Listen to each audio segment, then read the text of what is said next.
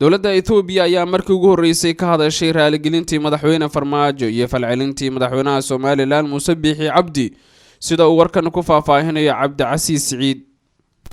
dowladda Itoobiya ayaa markii ugu horeysay waxa ay war ka soo saartay arrimaha la xiriira raaligelinta madaxweyne Maxamed Cabdullaahi Farmaajo uu siiyay hogaanka maamulka Soomaaliland Muuse Biixi Cabdi 13 bishan aynu ku guda jirno ee Febraayo.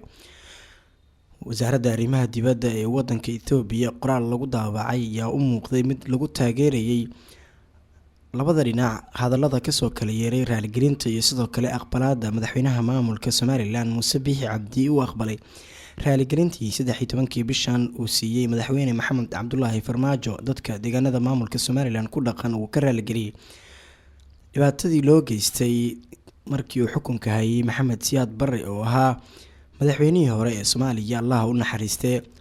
waxaana dhawaan Muuse Biixi Cabdi oo khudbadda sanadlaha u jeediyay golayaasha maamulka Soomaaliland oo shaaca ka qaaday in raaligelintaasi uu aqbalay, hase ahaatee marnaba uusan aqbali doonin in madaxweynaha Soomaaliya Maxamed Cabdullaahi Farmaajo uu yimaado magaalada Hargeysa.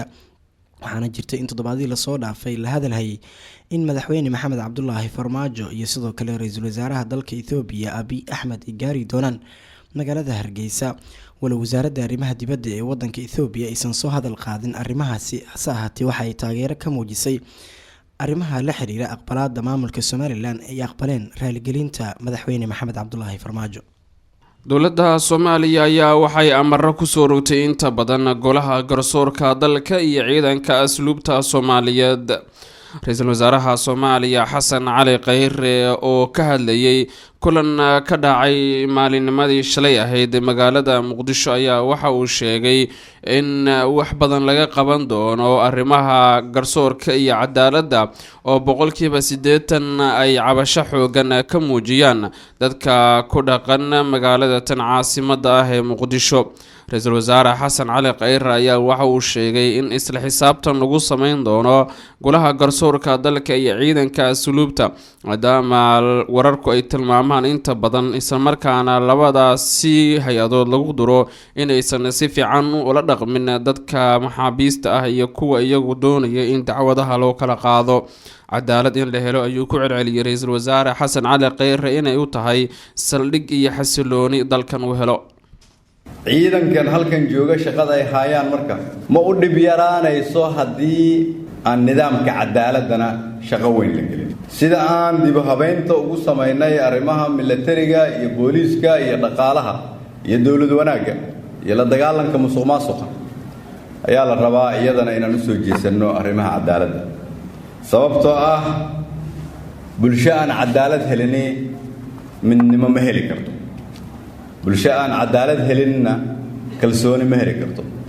bulsho aan cadaalad helinna horumar ma heli karto. bulsho aan cadaalad helinna qabweyni ma heli karto. bulsho aan cadaalad helinna dhiiranaan ma heli karto. bulsho aan cadaalad helinna dhexdeeda is-aaminaad kama imaan karo. is-aaminaadna ma dhici karo haddii aan jirin ciidan horseed u ah. si kastaba ha ahaatee labadan hay-adood ee garsoorka iyo sidoo kale hay-adan kale ee lagu magacaabo ciidanka asluubta ayaa inta badan waxaa la sheegaa in aysan u cadaalada falin dadka markaasi u taga ama ku xiran xabsiyada ku yaala magaalada tan caasimadda ee Muqdisho. markana Gaalkacyo haddaan eegno maalinkii afraad waxaa xiran ganacsiga magaalada Gaalkacyo ee gobolka Mudug. goobaha ganacsiga ee Gaalkacyo oo u xiran canshuur kordhin ay ku sameysay wasaaradda maaliyadda Puntland ayaa ganacsatadu waxay sheegeen in aysan furi doonin ilaa inta laga xalinayo tabashooyinkooda.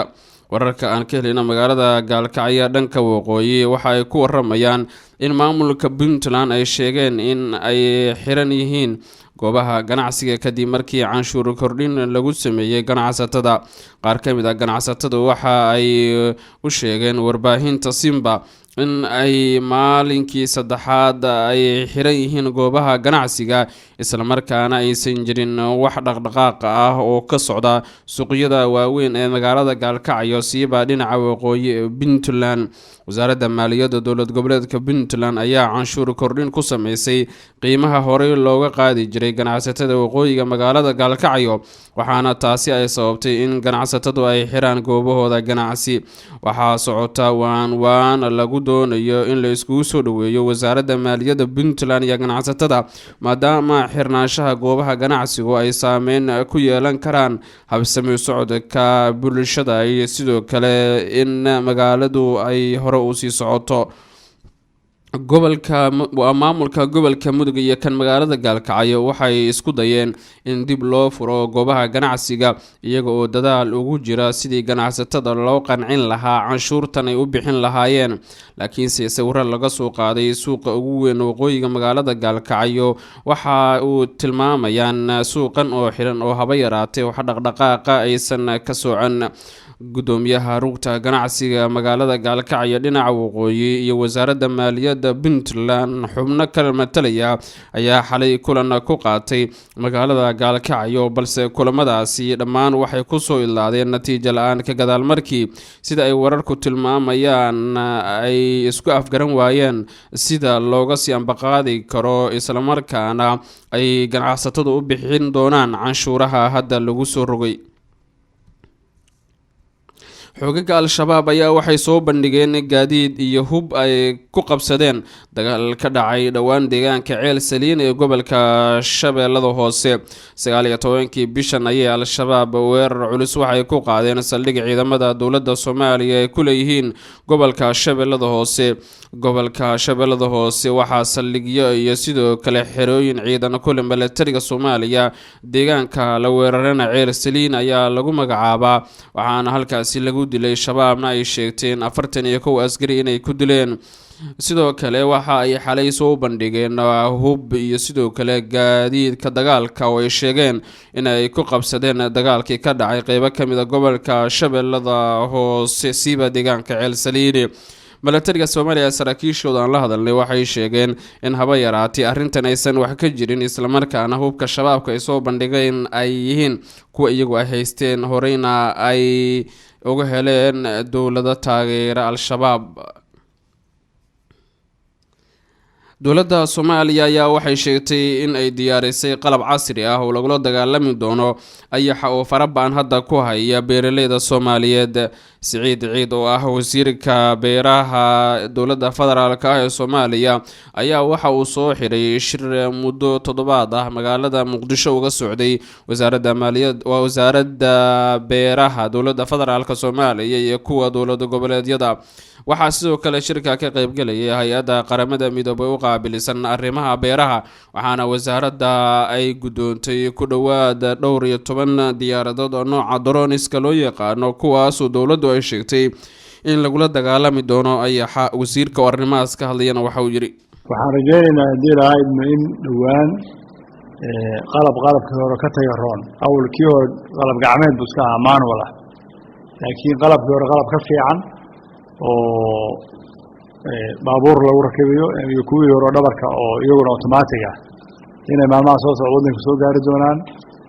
waxaa kaloo iyaduna meel fiican maraysa in diyaaradihii aan helno oo cirka laga rusheeyo laga buufiyo meelihii markaas ayaxu joogo ama meelihii suurtagal oo duruufta amniga iyo duruufaha kale ay saamaxayaan. wasaaradda aviationka Soomaaliya iyo wasaaradda beeruhu waxay isla sameeyaan hadda maabinkii meelaha ay la tegayo oo galaashihii diyaaradahaas imaan doona inay permissionka u diyaariyaan wasaaradda aviation, hay'adda aviation ku duulista hawadu wayna wadaan inay zoneski wixii calaamadiyaan oo waa loo diray waxay u baahnayeen.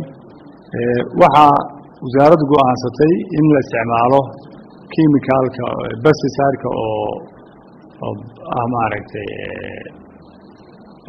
biopesticide-ka aan ahayn chemicalka, maadaama waddankeenu xooluhu aad ugu farbadan yihiin, maadaama dayac badan iska jiro inaan hadda chemicalka midka ah aan waddanka la keenin, maadaama dhibaato badan ay ka dhalan. hadda aan ognahay waxyaabaha yaryar loo isticmaalo beeraha sometimes ribaadiyaha dhibaatada ku hayso biyaasha biyo xiran xoolaha inta biyo meel waraaba inta lagu shubay dad ay ku sumoodeen oo kiisas badan ay jiraan ilaa xulul badan oo hadda maray haddii dhulkaas oo dhan marka suntaan dadka gacanta loo geliyo ama loo isticmaalo inay saameyn deegaanka iyo dadkaba ay keeni karto marka waxaan wasaaraddu aan go'aansanay in sunta in la isticmaalo subahaas dabiiciga ah oo aan kiimikaalka ahayn oo dhibaatadooda yar tahay si dadka iyo xoolahaba looga badbaadiyo wax ka dhalan